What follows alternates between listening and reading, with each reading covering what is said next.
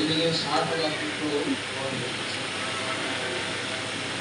আর সকল রাজার পুত্র মানে অংশমান সেও পালন। তাই সকল রাজ এবার মনে চিন্তা করলেন পুত্রদের দেখে যে এই পুত্র তোমরা আমার 60,000 পুত্র আছো,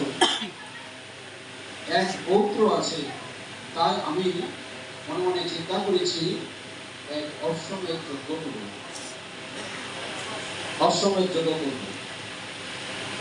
এই কথা সেই কাজ পূর্বমণিকে ডেকে আনা হলো। পূর্বমণি সেই যজ্ঞের আয়োজন করলেন। এক অশ্বকে নিয়ে এসে অশ্বের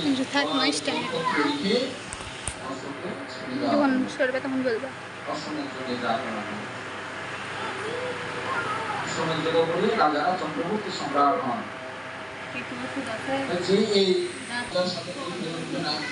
তখন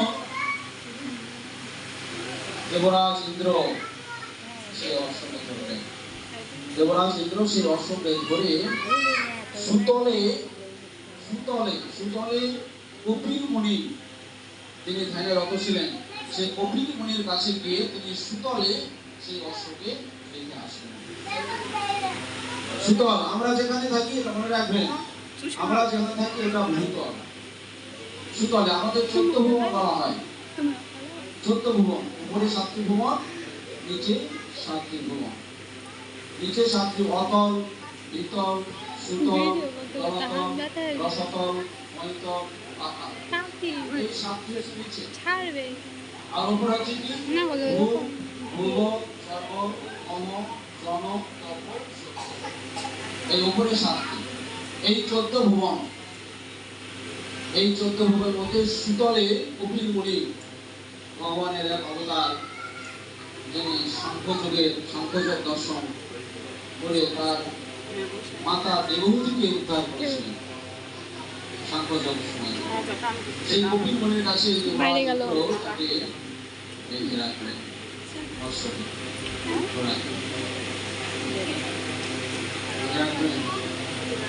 আমাদের এই দেহের মধ্যেও কিন্তু সেই ঘোড়া আছে, আছে না?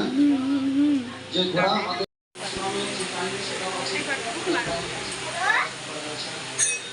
আমরা পরিহত জীব, আমাদের এই পরিহত জীব, আমরা আমাদের মূল কি, আমাদের আমরা স্বরূপ কি, আমাদের মূল স্বরূপ কি? আমাদের মানুষ নাকি চন্দ্রাবতী কি বলছে? যে জীবের স্বরূপ হয় আমরা সকলেই হচ্ছে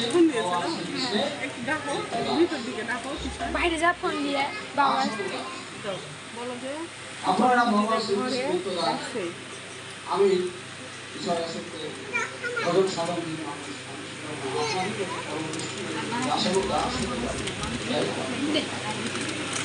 তাই এই জন্য সনাতন গোস্বামী যখন মহাপ্রভুকে বললেন কেন মরে জানি ইহা নাই জানি আমি কেমন হয়। বরং প্রশ্ন সনাতন গোস্বামী যিনি সবকিছু জানেন, সবকিছু জেনেও মহাপ্রভুকে জিজ্ঞাসা কেন মরে যায় ইহা নাই জানি আমি কেমন হয়। তখন ভগবান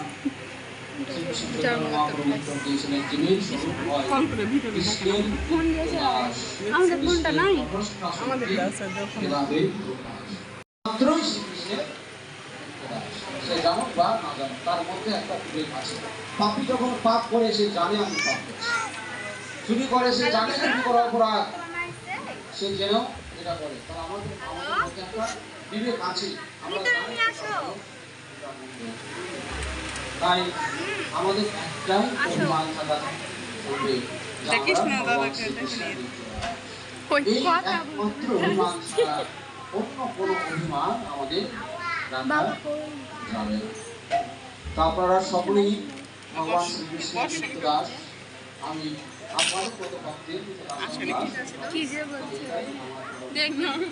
আজকে এই দাদা সুব্রত দাদা যে অক্ষয় তৃতীয়ার দিনে এই কৃষ্ণ কথা এবং ভাগবত কথার ব্যবস্থা করেছে, ব্যবস্থা করেছে, এটা মাহাত্ম বলে শেষ করা যাবে না। এই দিনে আগে বললাম, এই দিনে যাই কিছু করা হয়, অন্য কাজ করলে সেটাও অকামে থাকে, অন্য কাজ করলে সেটাও অকামে থাকে। এই জন্য পূর্বেই বলেছি যে এই দিনটি সেইভাবে আমরা দাদা আমাদের শুধু তিনি নিজের জন্যই নয়, অক্ষয় তৃতীয়ার দিনে যে আমাদের মতো আপনাদের মতো এই ভক্তদের এখানে ডেকে এনেছেন, ডেকে এনে আমাদেরও তিনি একটি উদ্ধারের ব্যবস্থা করে দিয়েছেন। এই জন্য দাদার প্রতি আমরা আমরা সকলেই যে তিনি আমাদের এই কৃষ্ণ কথা পঠন বা কৃষ্ণ কথা শোনার একটা ব্যবস্থা করেছেন। কারণ বললাম এখানে 5টি বলিহত জীব নববিধা ভক্তির 9টি পালন করতে পারে না, সে যে এই 5টির কথা বলেছেন।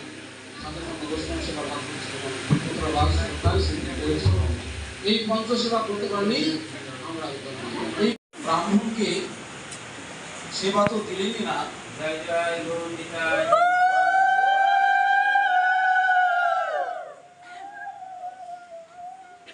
আগত সেই ব্রাহ্মণকে সেবা তো দিলেনই না, তিনি তাকে দূর দূর অকথ্য বলে তাকে লাগিয়ে দিলেন। যখন সেই ব্রাহ্মণ চলে যাচ্ছে তখন ব্রাহ্মণী ঘরে ছিল। ব্রাহ্মণী ঘরে থেকে জানতে পারলেন যে তার স্বামী তার গৃহে যে এক ব্রাহ্মণ ভিক্ষারিতে এসেছিল তাকে দূর দূর করে তাড়িয়ে দিলেন। সেই ব্রাহ্মণী আর থাকতে পারলেন না, তিনি ছুটে গিয়ে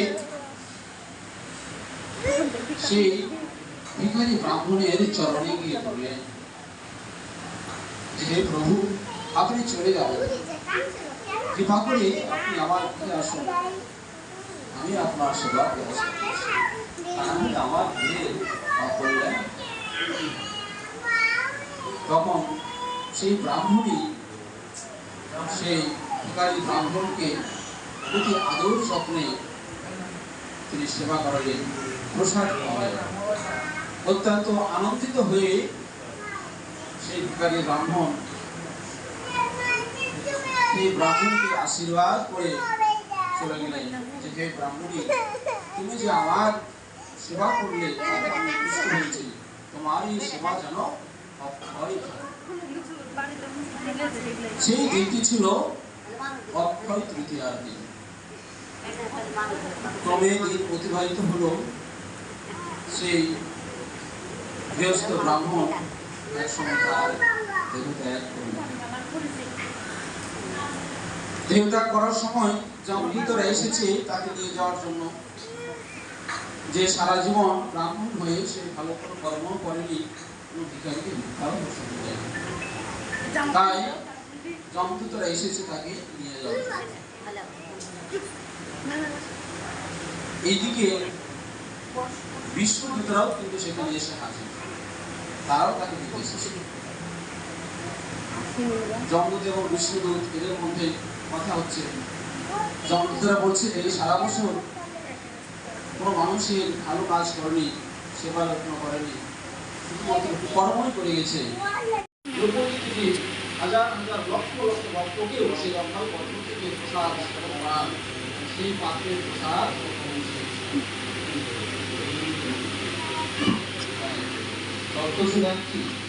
যদি কোনো কোনো গল্পে আবার এই কথা আছে, ভগবান শ্রীকৃষ্ণ যদি শিবকে এই কথা বলে। তারপরে এই অক্ষয় তৃতীয়ার দিনে যে 4টি ধাম কেদারনাথ, বদ্রীনাথ, গঙ্গোত্রী এবং যমুনা, এই 4টি ধামে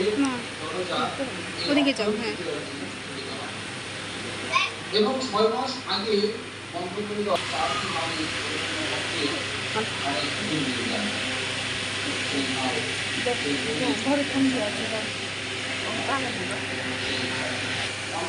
নামে এখানে আবির্ভূত হয়েছে।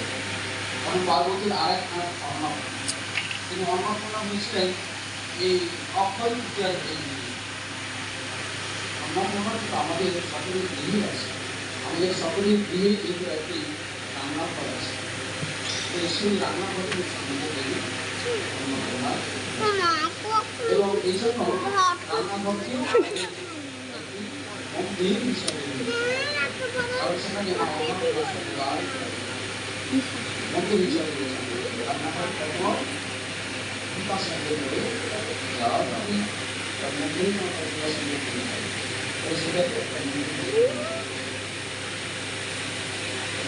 এই অক্ষয় তৃতীয়ার দিনে অনেক অনেক আমরা এই যে ভগীরথ, দিলীপ কুমার ভগীরথ গঙ্গা, মা গঙ্গাকে এই ঘটনা আমন্ত্রণ করেছিলেন। এই ঘটনাটি একটু আমি বলব। সেটা দুর্গা পুজোর ঘটনা। আপনারা অযোধ্যার কথা সবাই শুনেছেন। অযোধ্যা বলতেই ভগবান রামচন্দ্রের কথা চলে আসে। সূর্যবংশে ভগবান রামচন্দ্র জন্মগ্রহণ করেছিলেন। সেই রামচন্দ্র জন্মগ্রহণের পূর্বে সেই বেশ কিছু বছর আগের ঘটনা, তার পূর্বপুরুষদের কাহিনী। আপনারা সকলেই রাজা হরিশ্চন্দ্রের কথা